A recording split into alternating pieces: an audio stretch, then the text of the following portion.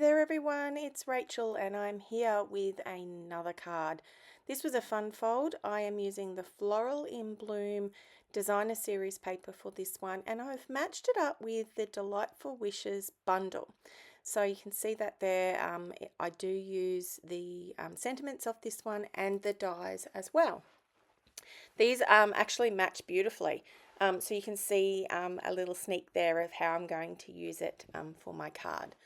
But for today, I have picked some of the brighter colours from this set. So we're going to use Strawberry Slush, and the card base here is going to be a standard size Australian standard.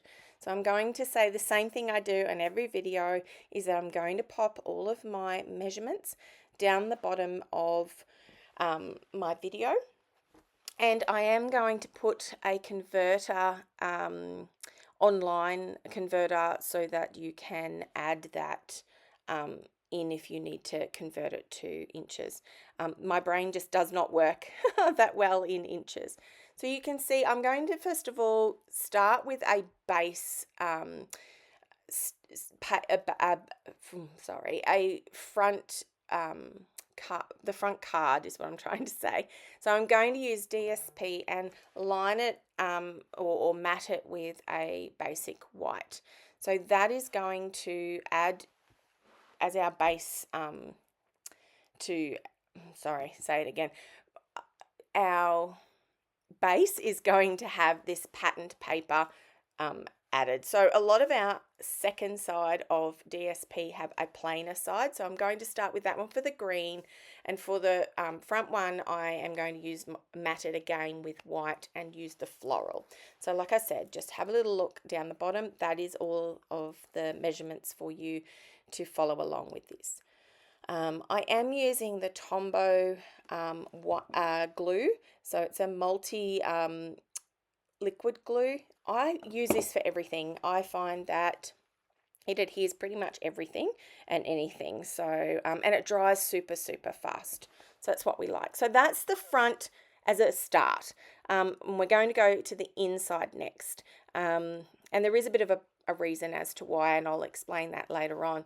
So my inside is going to create a background for our card. So if you've seen this one already, I have created exactly the same kind of card with our Trusty Tools stamp set and Trusty Toolbox DSP that has now retired, but I did put that up on my social medias recently for my son's birthday, and everyone loved the mechanism that's inside.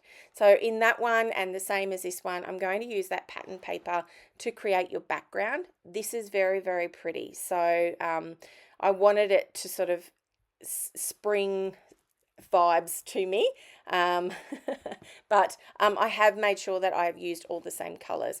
So you can see here I've got Petal Pink, and this is going to be our mechanism. So you're going to have to bear with me a little bit throughout the video of putting this together. This whole video is about the mechanism more so than anything else in this video.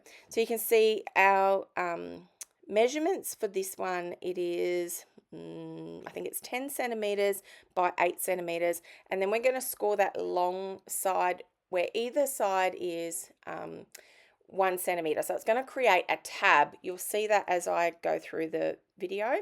And then we're going to create a score line that crosses either side. So we're going to go the top left hand side scores all the way down to the right hand side bottom, and vice versa. So you can, it's probably okay to see in this video, but you can see it creates a cross, and then I'm going to go back in and I'm going to do a score line which should go right through the middle of that. So it kind of creates a star with these two side pieces as well. One of the big things that gives us success when using this mechanism is to use a bone folder. These lines need to be crisp, and they need to be well broken in, I guess is the right word. So we start with a bone folder, but you will notice throughout the video I am actually opening and closing that mechanism over and over, what it does is it breaks down the fibers inside those score lines, and it just opens and closes a lot easier. So you can see here that I'm playing with it. Don't worry about it being up the right way. Here is the mechanism inside another card, and you can see that it creates like a pyramid point, and that's what's going to come towards you or upwards, and that's what's going to, you will see as you're opening the card. You will have the tabs underneath to adhere the whole thing together. So you can see that mechanism opening and closing now, where it's like a pyramid where the point points upwards. Hopefully the instructions that I've put at the bottom of the page also help with those instructions. If you're really not sure, do like I did when I did go ahead and find a similar tutorial, is I just watched it over and over. So I will pop the acknowledgement down the bottom of this video just so you could see what I used it for. But I actually recreated the measurements, or sorry, redid the measurements so that it fits within a standard size card. I just wanted to be able to fit it into a C6 envelope that we use here in Australia. So I align that center score line, and that goes down the center of your score line for your card. That is really important. It has to be lined up exactly. Then you have those tabs underneath the mechanism. They get adhered down with our very fast drying green ink, glue. And then I actually wait a few seconds before I do the second side. And then I really like to fold this down with the card so that when you open it again, you can see exactly where it is that's needed when you open and close the card. And again, double check that that point for the pyramid is coming towards you as you close the card. So that creates the mechanism. To actually see it pop out the way you want it to, these are these little panels. So these little panels fit inside the card. So I use the measurements of 5.5 by 5 in this DSP. Now this DSP is the back side of this particular paper. Now hopefully you can see that, but I've put tiny little crosses on the two upper triangles and the bottom and top triangles. We leave the ones on the side without any glue. And we also make sure that when we adhere those little panels, that we're not putting glue or those panels over the top of the fold line. They're very, very close. The closer they are, the harder it is to actually open and close the card, and I've definitely discovered that. But just take your time at putting that triangle with glue on it, so that it doesn't overlap and it doesn't have too much glue oozing out. You just be very minimal about it. Push them down and sort of burnish them down quite well to make sure that it all glues together. You can see the most minuscule little gap in between all four panels, but that's how it works. And you can see in the first few folds, it definitely is a little more stiff. You just have to open and close it several times. Oops. Yeah, make sure that the glue is really dry before you start opening and closing it a little bit more roughly than what I am. But I really do want that whole mechanism to work really, really well so that you're not having to worry about it too much later on. So I am flipping back over to the front of the card. Now the reason is I'm going to hold that little clip to keep the whole card closed, but that also keeps that mechanism just to finish drying off whilst we do the front. So that's why I have sort of partly done the front and then gone to the inside, and I will, I'll take some shots at the end, some just still shots to show you how I actually decorate it later on. It just depends on the DSP, how busy it is. The one I have chosen for the inside is so pretty, but it is very busy. So I'm going to use these dies from the Delightful Wishes bundle. These are very, very fine. The word wishing is adorable. Like, it is so fine and pretty, but you've got to be really careful. So I am using this little tiny nozzled glue that I just bought in a cheap craft store. It gives a very, very tiny dot of glue, and like I said, really strong glue, so it will stick. If you worry about that, we have got adhesive sheets that you can run through. I just find that you do tend to use a lot of that. If I can just get away with using the little the glue instead. Now, the only complaint that I have about these dies is I always lose the dot of the eyes.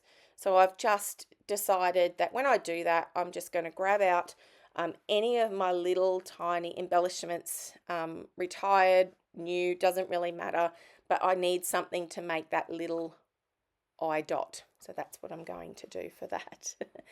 You probably are in the video watching me thinking, well, she's going and looking for that. And I have got a whole drawer of these, so I just need to go through and find something that's very similar and matches the colour. I do really like keeping it as simple as possible on this front of the card, because when you go inside, it's really quite busy. So I've kept it as simple as possible. If you are looking in the current store, it is online, and not necessarily, some of our things are not necessarily in the catalogue. So I encourage everybody to check into the online store regularly as well. There are online exclusives. There are some things that have carried over that aren't in the catalogue or are difficult to find in the catalogue.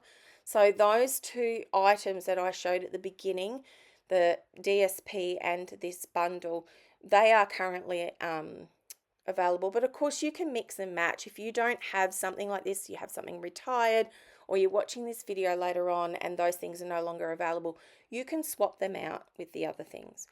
I do want to let people know that I will be doing this as a premiere.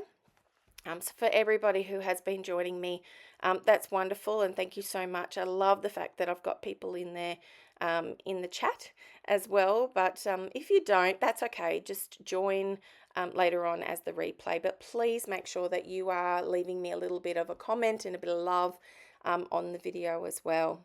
So it'd be great to see all the support that I have online. It's really lovely that the videos that I take time to do, that people enjoy them. And if you do ever use my instructions, let me know. I'd love to make sure that people are enjoying that and are using my little tutorials.